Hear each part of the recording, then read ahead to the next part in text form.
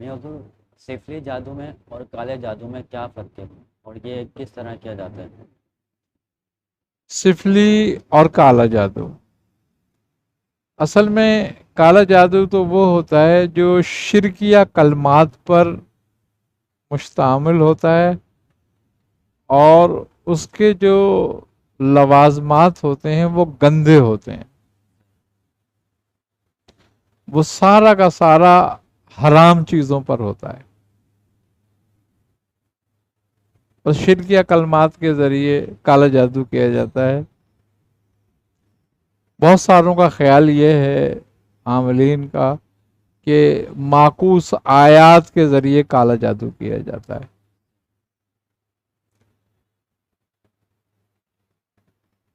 اب یہ ان کا خیال ہے، لیکن کوئی سند نہیں۔ لیکن ہاں، کالے جادو کے وہ کلمات جو شیطان کے نام ہیں، شیطان کے 1000 سے زیادہ نام ہیں، بعض نے 6666 بھی کہا ہے کہ اس کے نام ہیں مختلف، جو اس کے شیاطین، جو اس کے چیلے ہیں، یا اس کے عبادت گزار، اطاعت گزار ہیں، وہ اس کے نام پڑھتے ہیں مختلف۔ تو ان ناموں کے ذریعے اصل کالا جادو ہوتا ہے۔ اب ظاہر سی بات ہے کہ وہ نام عاملین میں مشہور بھی ہیں، بہت سارے عاملین کے پاس بھی ہیں، لیکن وہ عامل جو کالا جادو کرتے ہیں اس کے ناموں کے ذریعے یا اس کے ذریعے، ان کی موتیں بڑی خطرناک ہوتی ہیں، ان کا انجام بہت برا ہوتا ہے۔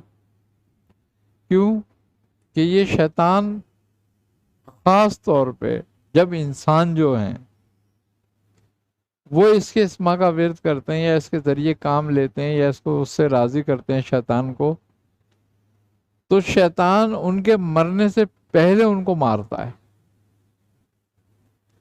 تاکہ وہ اس کے ہاتھوں قتل ہوں، بری موت مریں، اور وہ اس کے گروہ میں شامل ہوں، تو یہ خود انہیں قتل کرتا ہے پھر۔ تو وہ کالا علم کہلاتا ہے، وہ سارا کا سارا گند پہ، خون پہ، بد جانوروں کے خون پہ، بد جانوروں کے گوشت پہ، ان پہ ہڈیوں پر، جو حرام جانور ہیں، حرام چیزیں ہیں، حرام پرندے ہیں، ان پر ہوتا ہے۔ عورت کے ایام کے کپڑوں پر، ان چیزوں پر ہوتا ہے یہ کالا جادو۔ اور ایک ہوتا ہے سفلی، سفلی کی اقسام بھی الگ الگ ہیں۔ کالا جادو کا ایک بالکل الگ خانہ ہے۔ اب رہ گیا سفلی۔ سفلی اعمال جو ہیں وہ اصل میں بیسیکلی جو مختلف علاقائی زبانیں ہیں اس میں منتر پڑھنا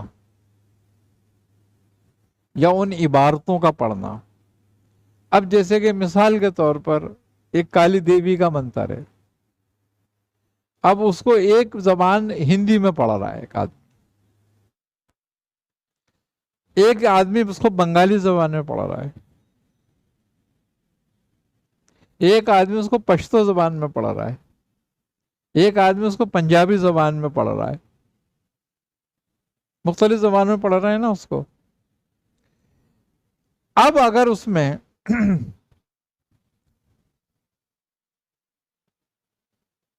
کوئی حرام چیز استعمال نہیں کرتے، بہت سارے اعمال ایسے ہیں انہی دیوی دیوتاؤں کے کہ جس میں حرام چیز استعمال نہیں ہوتی، نہیں کرتے، وہ ڈوروں پر، دھاگوں پر، لونگوں پر،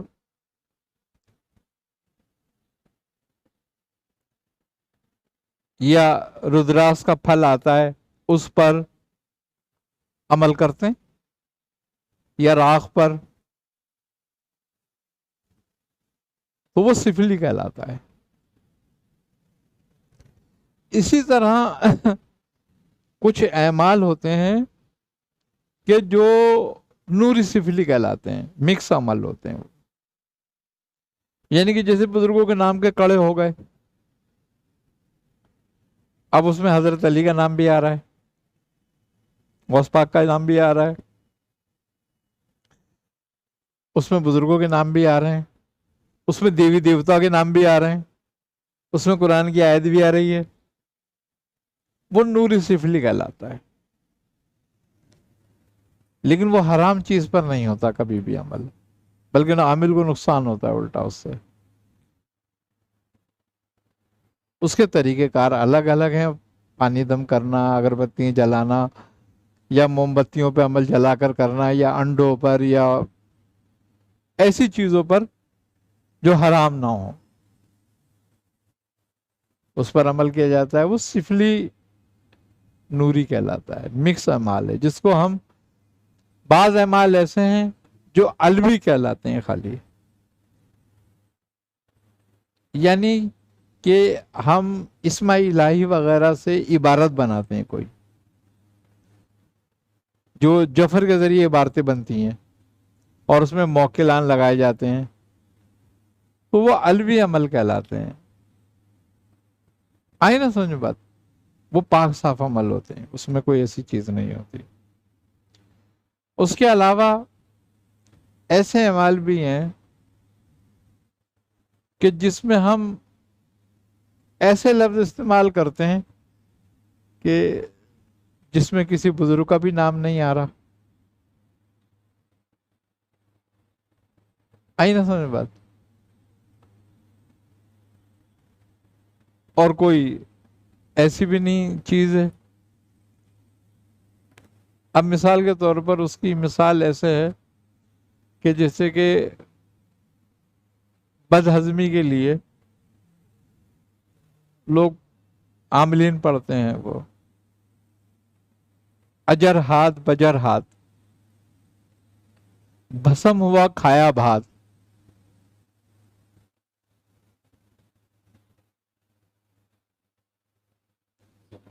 دہائی شاہ قطب عالم پنڈوی کی۔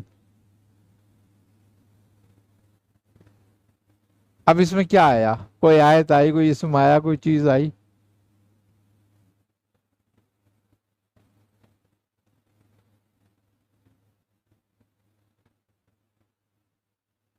ایسے ہی ہے کہ جیسے کہ وہ ایک کلام ہے کہ 9 انگل کا سرکنڈا کاٹوں 10 انگل ہو جائے، فلانے کا ڈبہ جھاڑوں پانی پت کو جائے۔ اب اس میں کیا نام آیا؟ لیکن یہ مؤثر ہیں، اثر ہے ان میں۔ کیوں؟ یہ بزرگوں کے اذن ہے۔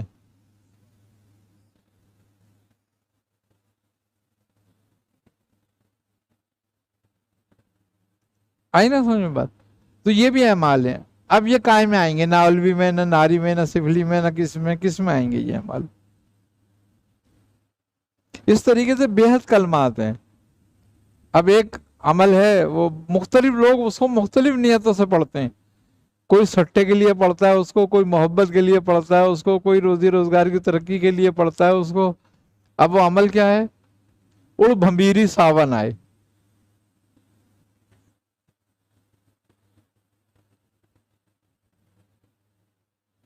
اب جو نیت سے پڑھتا ہے اس کا وہ کام ہو جاتا ہے۔ اب اس میں کوئی نام آیا اڑ بھمبیری ساون آئے؟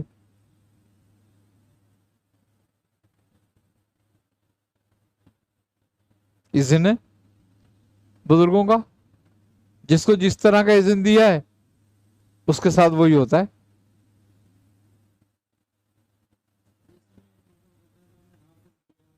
ہاں، اب ایک عامل تھا، وہ صرف اتنا کہتا تھا حافظ بیا، اور اس کے ہاتھ میں تعویذ آ جاتے تھے۔ اب یہ کیا عمل کو ہوگے؟ اس پہ تم کیا لگاؤ گے فتویٰ اس کو؟ بھائی کوئی شرکی بات کر رہا ہے وہ. تو اس طریقے سے یہ اعمال کی دنیا بڑی عجیب ہے، بے شمار طریقے ہیں اس میں. بعض لوگ تو کہتے ہیں کہ جتنے لوگ ہیں اتنے اعمال ہیں، کہ جتنی خلق ہے اتنے ہی عمل ہیں.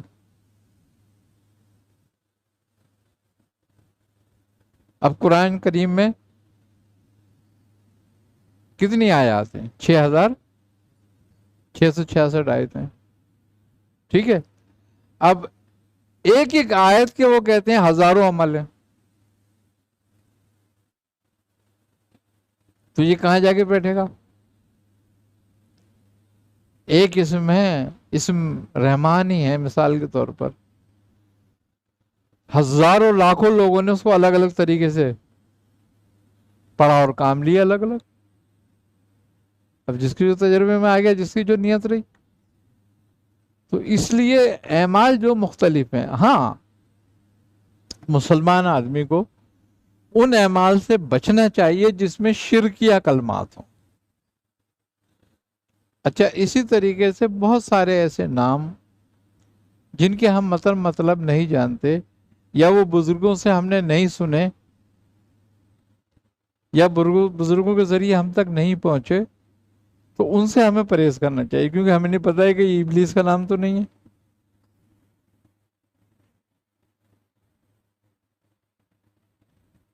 اب عبرانی زبان میں ہزاروں نام ہیں، سریانی زبان میں ہزاروں اعمال ہیں.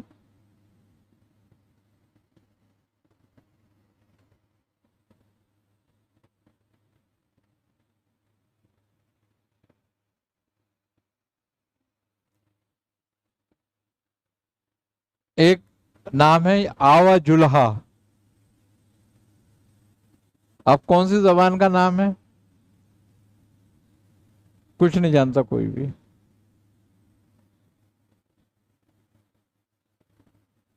اب اس کو پڑھنے والا نہ نہائے گا، نہ وضو کرے گا، نہ استنجا کرے گا. اب کس کا نام ہے یہ؟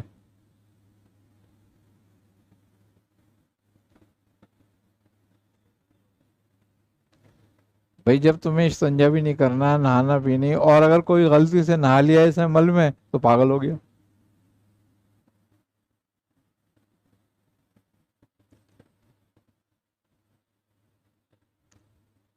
تو اسی لیے اعمال میں احتیاط ضروری ہوتی ہے. کیوں کہا گیا ہے کہ ثم رفیق علی الطریق؟ حدیث ہے نا کہ آپ نے فرمایا کہ جو طریقہ اختیار کرو اس کے جاننے والے کے ساتھ ہو.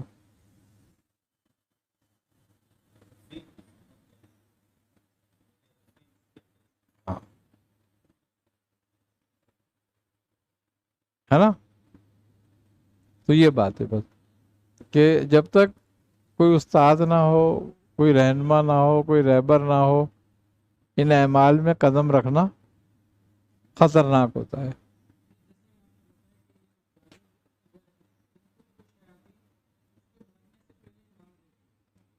بالکل. بہت سارے واقعات ایسے ایسے دیکھے میں نے، برے برے مرتے ہوئے لوگوں کے، اللہ کی پناہ، کہ لوگوں کے جسموں کو آدھے آدھی چوٹیاں کھا گئیں. مرنے سے پہلے چوٹیوں نے کھانا شروع کر دیا ان کو. ہلنے جلنے کے قابل نہیں تھے، اور چوہے اور چوٹیاں گوشت نوچ نوچ کے کھانے لگیں، اور کوئی چیز ہٹتی نہیں تھی ان کے پاس سے. جسم میں کیڑے پڑ گئے. برے اعمال، یعنی کہ ایسے ساری عمر انہوں نے وہی کیا، ناپاک رہے، گندے رہے، الٹے سیدھے کام کرتے رہے، اچھائی برائی ان کی نظر میں کچھ تھی ہی نہیں. تو لہذا اعمال میں دیکھو، تم سامری جادوگر بن جاؤ، اس سے مطلب نہیں ہے، مگر موت تو آنی ہے نا. کوئی ایسا عمل ہے جو موت سے روک لے؟ نہیں ہے نا. تو پھر خدا کو تو منہ دکھانا ہے نا. پھر کیا نتیجہ ہے؟ کتنے دن کرو گے تم؟ چلو طاقت تم نے حاصل کر لی، کتنے دن استعمال کر سکتے ہو اس کو؟ بات یہی ہے کہ اینڈ تمہارا کیا ہے؟ اگر تم فرما بردار ہو اللہ کے تو بھی اینڈ تمہارا ہوگا، اور اگر تم نافرمان ہو تو بھی اینڈ تمہارا ہوگا، مگر اینڈ ہونے کے بعد اگر فرما بردار ہو تو راحت ملے گی، نہیں تو عذاب بھگتو گے، شدید عذاب۔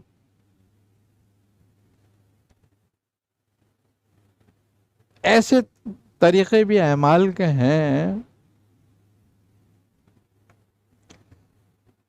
کہ کہتے ہیں عاملان حکمہ روحانیت کہ جہنم سے بھی آ کر مسلط ہو جاتے ہیں۔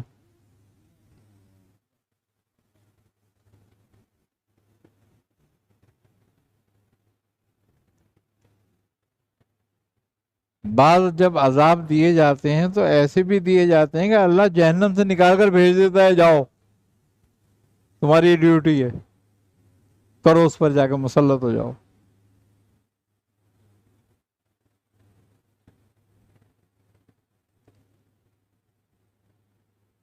یہ دنیا جو ہے نا، روحانیت کی دنیا، بڑی عجیب و غریب دنیا ہے۔ بس صرف اتنی بات ضرور ہے کہ اس میں جب قدم رکھو تو اطاعت اور اتباع کے ساتھ رکھو۔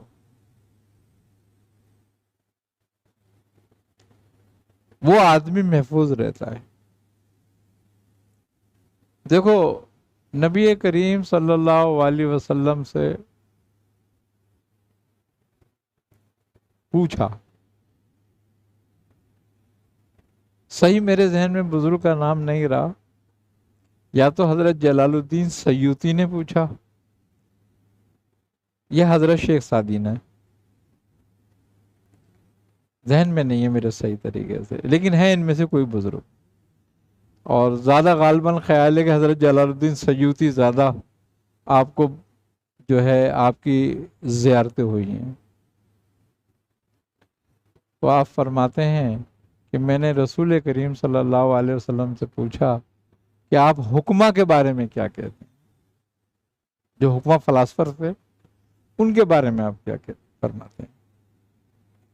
آپ نے فرمایا کہ وہ اللہ کے راستے میں آنا چاہتے تھے، میں نے ان کو دھکیل دیا۔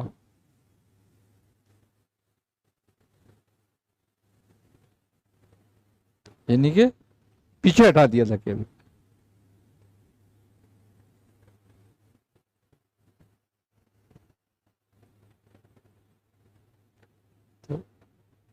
انہوں نے پوچھا کہ آپ بایزید بستامی کے بارے میں کیا فرماتے ہیں؟ تو آپ نے فرمایا کہ وہ اپنے رب تک پہنچ گئے۔ کیوں؟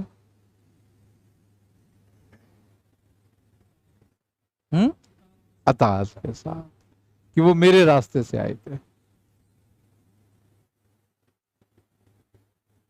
آئی نا سمجھ میں بات؟ تو اس کا مطلب یہ ہے کہ کامیاب راستہ بس ایک ہی ہے، وہ ہے اطاعت۔ ہم مختلف راستوں سے اگر گھسنے کی کوشش کریں گے تو ایسا نہیں ہوگا، پھر گمراہی پیدا ہوگی اور طاقت کا توازن نہیں رہتا۔ ہمارا آخرت کا خیال اور آخرت پر ایمان طاقت کے توازن کو برقرار رکھتا ہے۔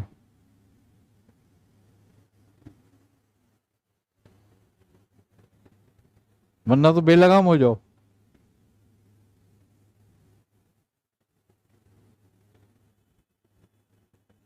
تو لہذا کوشش یہ ہوتی ہے کہ جتنے بھی اعمال بیان کیے جائیں وہ قرآن سے، آیات سے، اسما سے، یا وہ بزرگوں کے تجربات سے، یا وہ بزرگوں کے معمولات سے ہوں۔ اس کی وجہ یہ ہے کہ ہماری احتیاط اسی میں ہی ہے، ہمیں عافیت، کہ ہمیں وہ طریقے ملیں، وہ اعمال ملیں، وہ اسما ملیں، وہ آیات کے ذریعے کریں جو ہمیں ہمارے بزرگوں کی سند سے ملے ہوں، تاکہ یہ ہے کہ ہم گمراہ نہ ہوں، ہم بھٹکے نہ اس میں، اور طاقت کا ایک توازن رہے۔ اسی لیے اہل سلاسل جو ہیں وہ جب روحانیت میں قدم رکھتے ہیں تو وہ بڑی محتاط قدم ہوتا ہے ان کا۔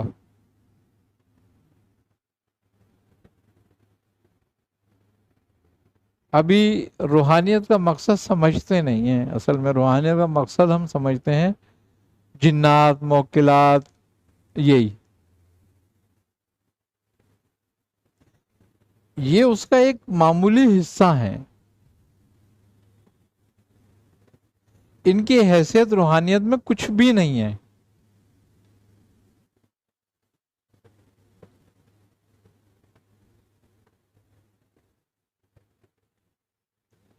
جن کے لیے ہم اعمال پڑھتے ہیں، چلے کاٹتے ہیں، وظیفے کرتے ہیں، بھوک اور پیاس سے گزرتے ہیں، ان کی حیثیت روحانیت میں کچھ بھی نہیں ہے۔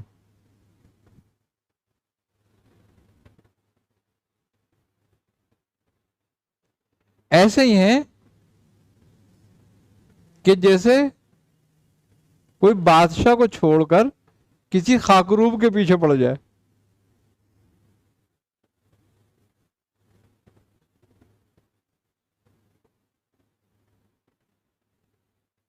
جن کو اللہ روحانیت عطا کرتا ہے نا، وہ تو نیکی کر کے بھی توبہ کرتے ہیں کہ اللہ ہمیں معاف کر،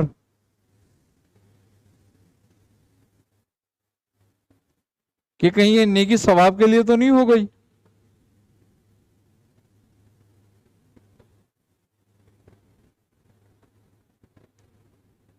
اب جو نیکی پر بھی توبہ کریں ان کا مقام کیا ہوگا؟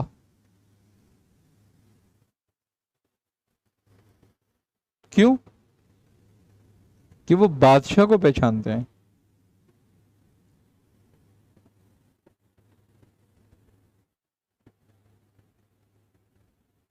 اس لیے وہ نیچے والوں سے بات کیوں کریں گے بھائی؟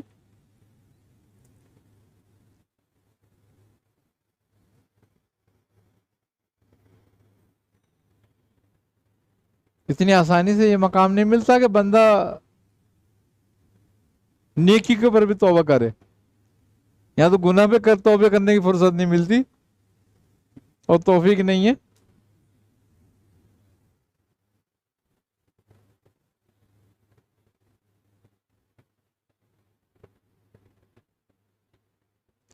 میں نے ایک بار میاں صاحب سے پوچھا، میں نے کہا میاں ایک بات بتائیں،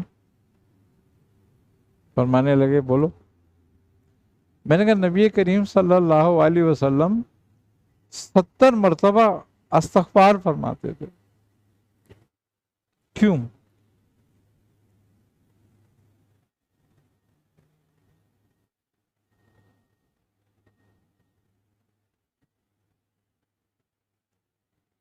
یا اس لیے کہ ہم بھی کریں،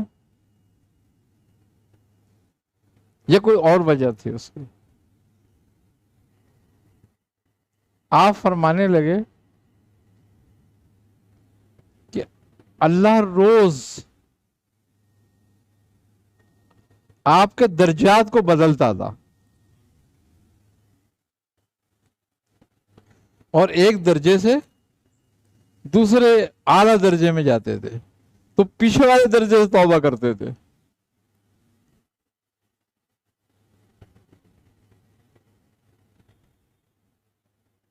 ان کا توبہ یہ تھی،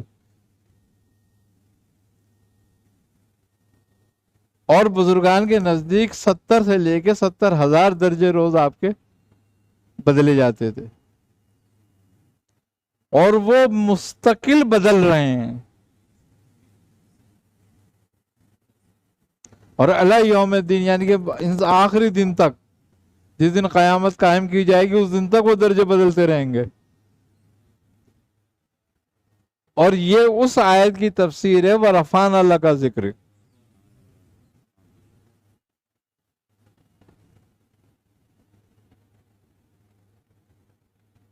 کہ آپ کے درجے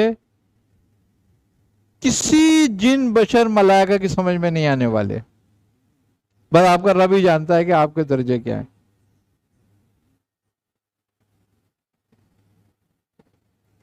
تو یہ نیکی سے بھی توبہ مانگنا کہ کہیں ثواب کی نیت سے تو نہیں ہو گئی، یہ وہی قدم ہے۔ جن اولیاء اللہ کا قلب رسول خدا صلی اللہ علیہ وسلم کے زیر قدم آ جاتا ہے نا، ان کی یہ کیفیت ہوتی ہے۔ یہ ہے اصل روحانیت۔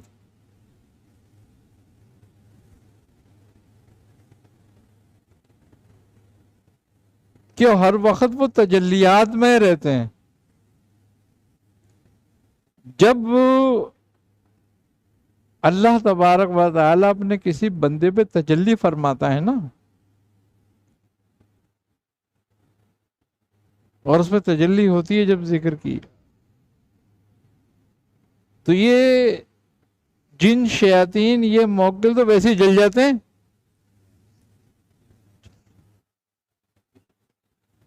یہ کہاں رہیں گے اس کے ساتھ؟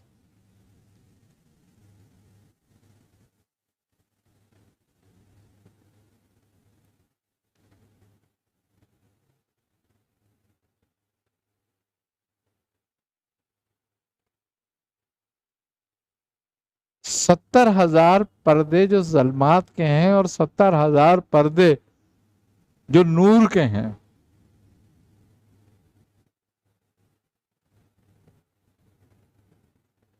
وہ تمام کی تمام تجلیاں ہیں جو پردے ہیں۔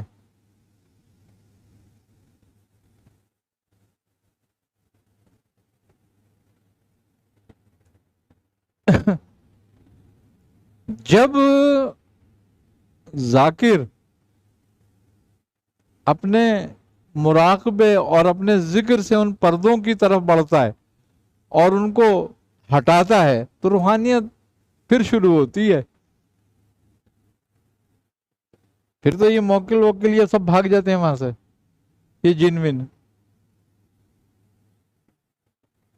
تو پھر کیا فائدہ ہوا اس کا؟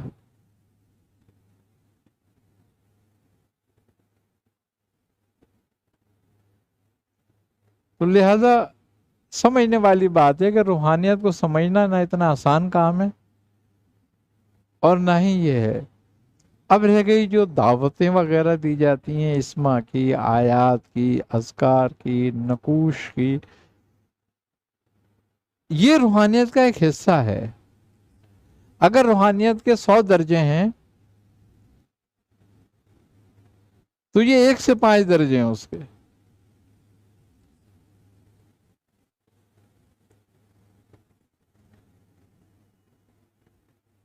سترویں درجے میں بندہ صاحب کشف و کرامات ہو جاتا ہے۔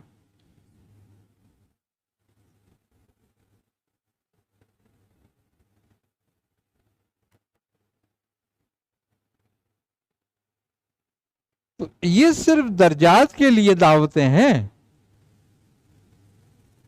نہ کہ دنیاوی مقصد کے لیے۔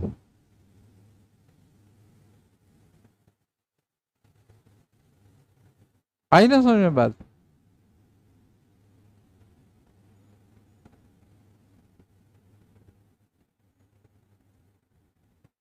ان اعمال کو دنیاوی مقاصد میں خرچ کرنا یا استعمال کرنا ایسا ہی ہے کہ جو روٹی کے بدلے نیکیاں دے دے۔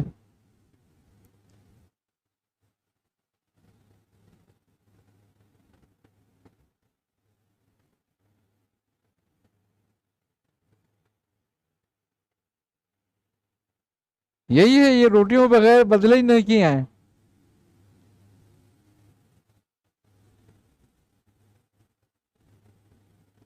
کوئی عقل مند ہے ایسا کہ جو روٹی لے لو نیکی دے دے؟ لیکن ہو رہا ہے۔ اسی لیے کہتے ہیں کہ معرفت روحانیت کا سر ہے۔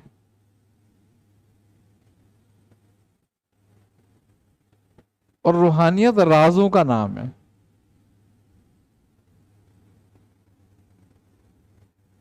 جو جو آشکار ہوتے جاتے ہیں وہ روحانیت منکشف ہوتی جاتی ہے. اور وہ تجلیاں راز ہی ہیں خدا کی.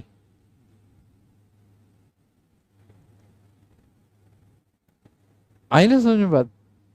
جو بندہ ہٹاتا جاتا ہے ہٹاتا جاتا ہے ہٹاتا جاتا ہے.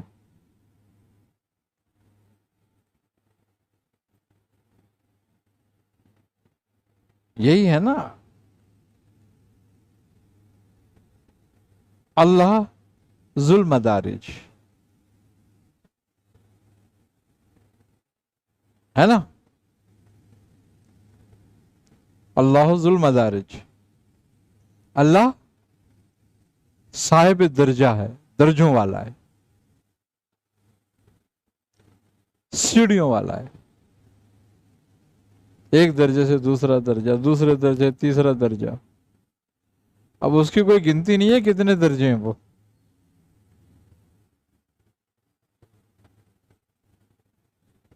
تو بندہ ایک ایک سیڑھی پہ پیر رکھتا ہے.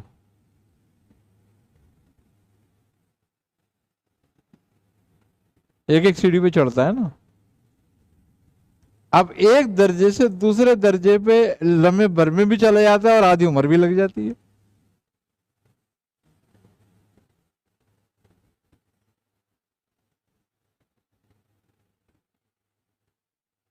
اب اسی لیے تصوف و سلوک کے 100 درجے بیان کیے گئے ہیں، اور 100 درجے تو سلوک کے ہیں، لیکن سلوک کے درجے تک آنے کے لیے 100 درجے روحانیت کے ہیں.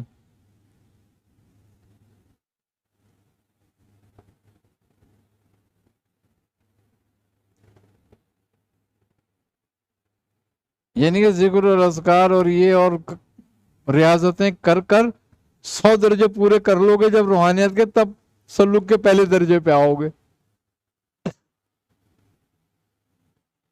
پھر اس کے 100 درجے ہیں. پھر جب اس کے 100 درجے مکمل کرو گے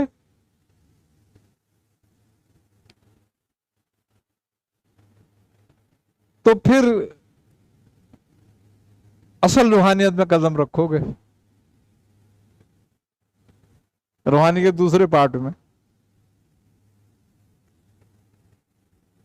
یعنی کہ خلق سے نکل کر امر میں داخل ہو گئے.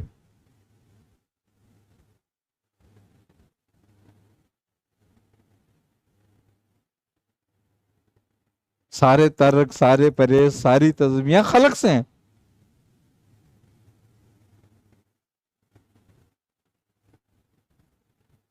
جو تم الفاظ پڑھتے ہو نا، یہ الفاظ نہیں ہیں، یہ نور ہے. یہ کلمات نور ہیں، اور یہ جب تمہاری زبان سے ادا ہوتے ہیں تو اپنے رب کے حضور حاضر ہوتے ہیں.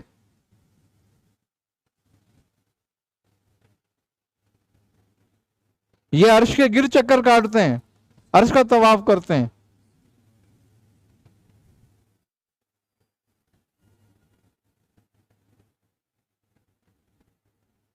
اور جب وہ کامل ہو جاتا ہے طواف تو حاضری کا حکم ہو جاتا ہے کہ دیکھو اس میرے بندے کو.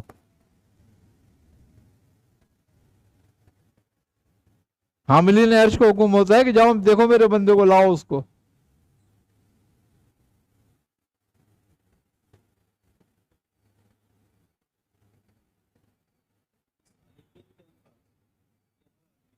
نہیں سالکین کے الفاظ.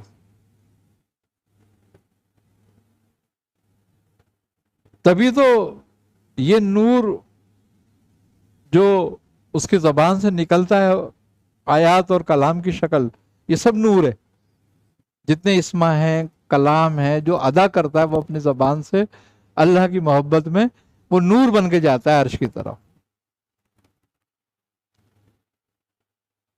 اسی لیے حدیث ہے نبی کریم صلی اللہ علیہ وسلم کی کہ جب بندہ نیکی خلق کے لیے کرتا ہے تو زمین میں دھسا دی جاتی ہے، جب اللہ کے لیے کرتا ہے تو عرش پہ لے جائی جاتی ہے نا حدیث؟ تو جو کلمات، جو ذکر و فکر ہم اپنی دنیاوی مقاصد کے لیے کرتے ہیں وہ یہی رہ جاتا ہے۔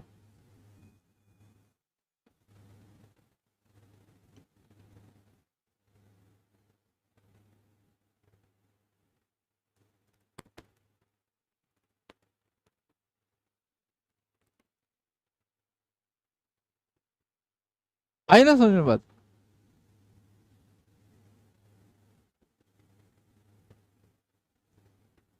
مگر جب ہم میں رب تعالیٰ کی محبت پیدا ہو جاتی ہے اور ہم تھوڑا اوپر چلے جاتے ہیں، یعنی دنیا سے اڑ جاتے ہیں، ناسوس سے نکلتے ہیں، تو پھر ہمارے الفاظ ملکوت تک جاتے ہیں۔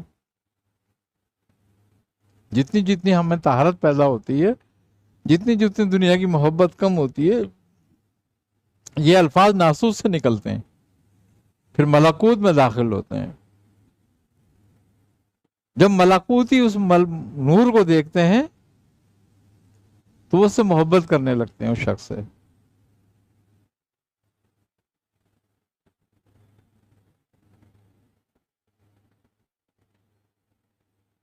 پھر وہی الفاظ ملکوت سے جبروت تک جاتے ہیں، پھر جبروت کا دروازہ کھلتا ہے تو لاہوت تک جاتے ہیں، پھر لاہوت کا دروازہ کھلتا ہے تو عرش تک جاتے ہیں۔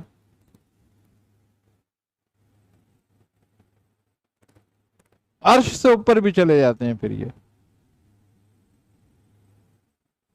کیوں کہ یہ فوق العرش کلام ہے،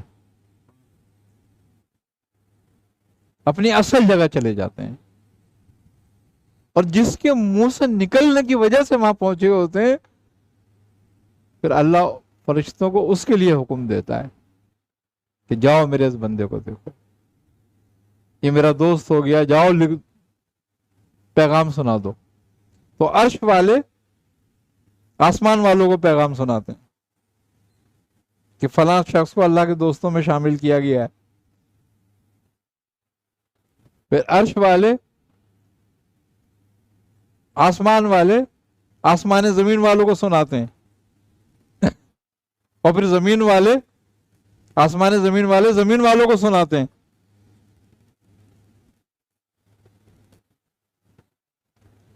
تو اصل روحانیت تو وہاں سے شروع، وہاں ہے، یہاں تھوڑی ہے۔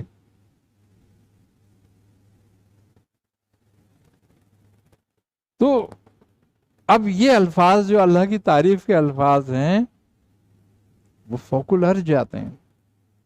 جو اللہ کے نام ہے، کیوں حکم آیا ہے، اللہ نے کیوں فرمایا کہ اللہ کے نام کا ذکر کیا کرو؟ سب نام اسی کے ہیں، ہے نا؟ سب اچھے نام اللہ تعالیٰ کے ہیں، وہ کہتا ہے ذکر کرو اس سے، دعا کرو اس سے۔ کیوں اس تک جاتے ہیں یہ؟ کیونکہ ہر چیز اپنے اصل کی طرف جاتی ہے۔ تو جتنے بھی صفاتی اسما ہیں وہ اسی طرف رجوع ہوتے ہیں، راجع ہوتے ہیں۔ تمام فعل اپنی صفات کی طرف لوٹتا ہے، اور تمام صفات اپنی اصل کی طرف لوٹتی ہیں۔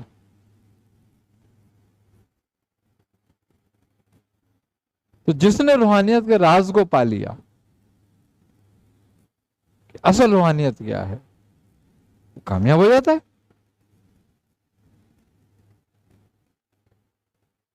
آئی نا سمجھ بات؟ تلقین کیا ہے؟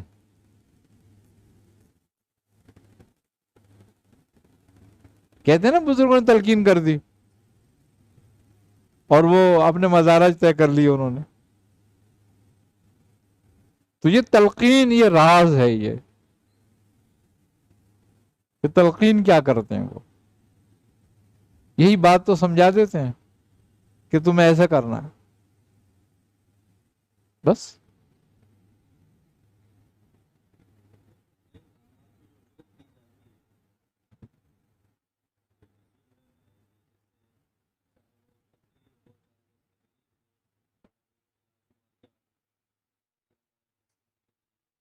نیک کام میں جلدی جو کی جاتی ہے وہ ثواب کی غرض سے کی جاتی ہے، اپنی نیکیاں بڑھانے کی غرض سے کی جاتی ہے،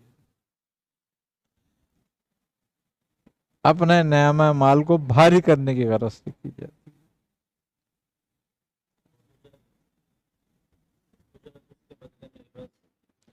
اگر ہم اس کے بدلے میں کوئی اجرت لیتے ہیں تو اس میں کوئی خرابی نہیں ہے۔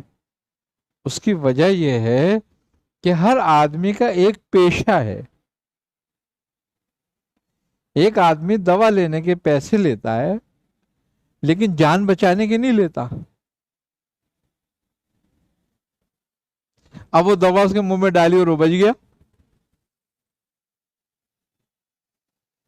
اس نے پیسے اس بات کے لیے تھے؟ نہیں،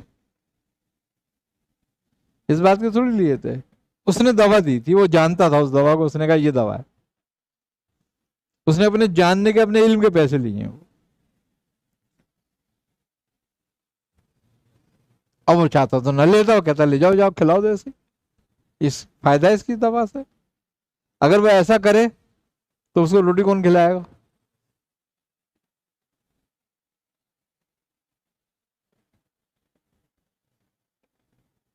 ہے نا یہ بات؟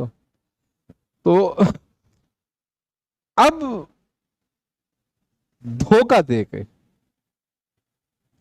تمہیں پتا ہے کہ یہ کچھ دوا ووا نہیں ہے، لیکن تم نے کہا ہاں میرے پاس ایسی دوا ہے، یہ کھلا دو اس کو، صحیح ہو جائے گا، یہ اتنے پیسے دے دو۔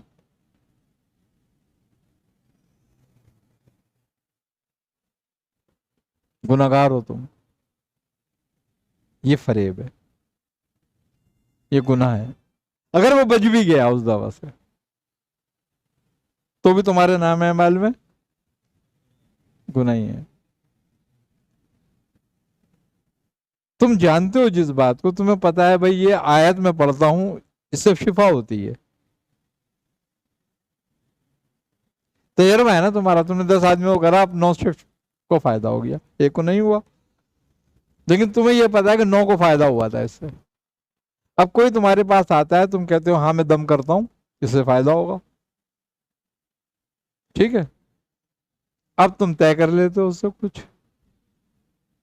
کہ اتنی اجرت لوں گا، تو اب اجرت کلام کی ہے یا تمہارے وقت کی؟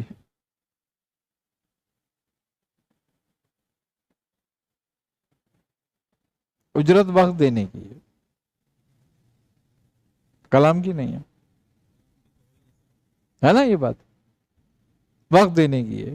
اب تم نے وقت دیا، دم کرا، اس نے تمہیں پیسے دیے، اللہ نے کو شفا دے دی، تمہیں تمہاری اجرت مل گئی، اسے شفا مل گئی۔ اور اگر اسے شفا نہیں ملی تو تم نے اپنے وقت کے لیے پیسے لیے لیکن اپنا کام پورا کیا، تو تمہیں مواخذہ نہیں ہے، اس لیے کہ تم جتنا جانتے تھے تم نے اتنا پورا کیا، اپنے اختیار کے مطابق اپنا کام کیا۔ شفا تمہارے پاس تھوڑی تھی، دنیا میں دوا بکتی ہے، شفا تھوڑی بکتی ہے۔ آگے سمجھ بات؟ تو اب یہ تو ہو گیا ایک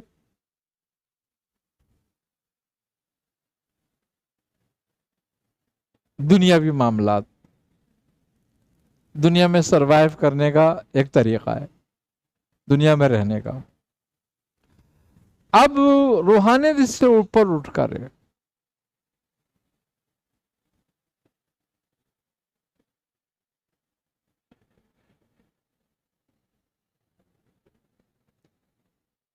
وَمَن يَتَّقِ اللَّهَ يَجْعَل لَّهُ مَخْرَجًا، ہے نا آیت سورہ طلاق کی؟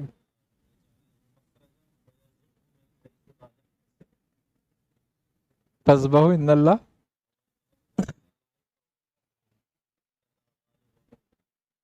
کیا معنی ہوئے اس آیت کے؟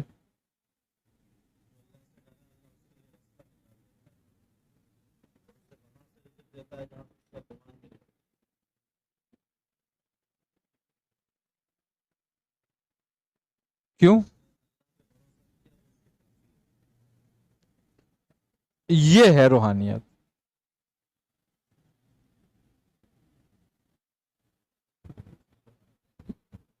اس کو روحانیت کہتے ہیں. اب تم نے اپنی فیس لی،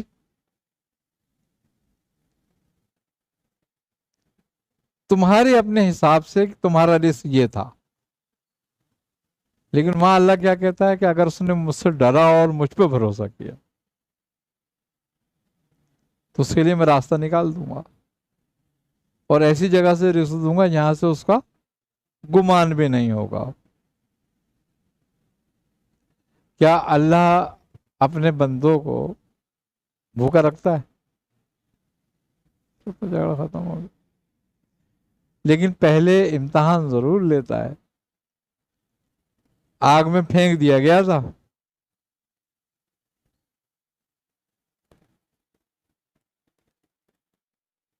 اور اب کوئی یہ بات نہیں تھی کہ نشانہ ختم ہو جائے گا منجیک کا، کہیں اور چلا جاؤں گا.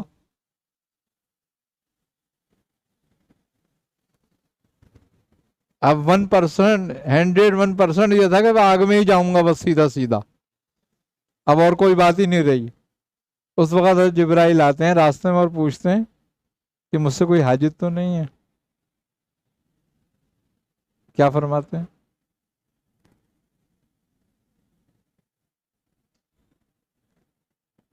کہ حاجت تو ہے، تم سے نہیں ہے، مگر میرا رب جانتا ہے مجھے کیا حاجت ہے.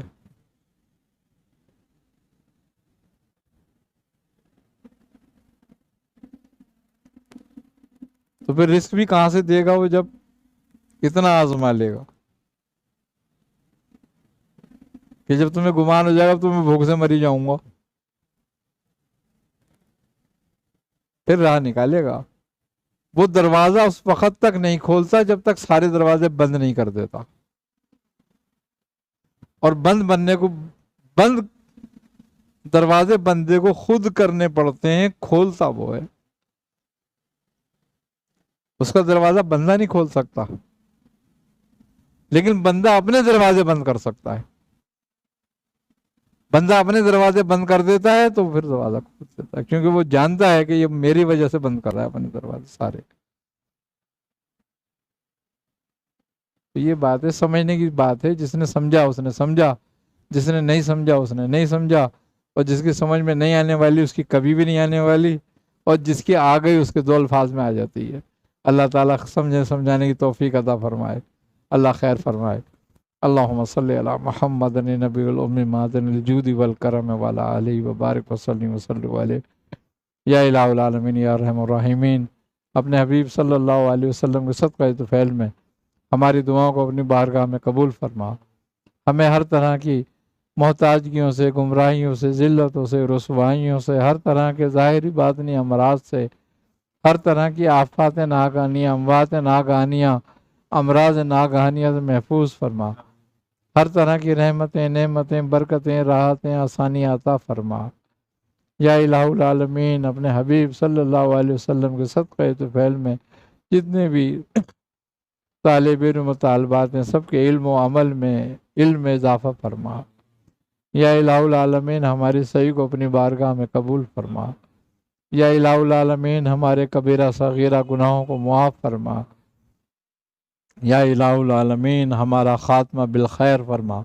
ربنا تقبل منا انک انت السمیع العلیم وتب علینا انک انت التواب الرحیم. صلی اللہ تعالی علی خیر خلقہ محمد وعلی آلہ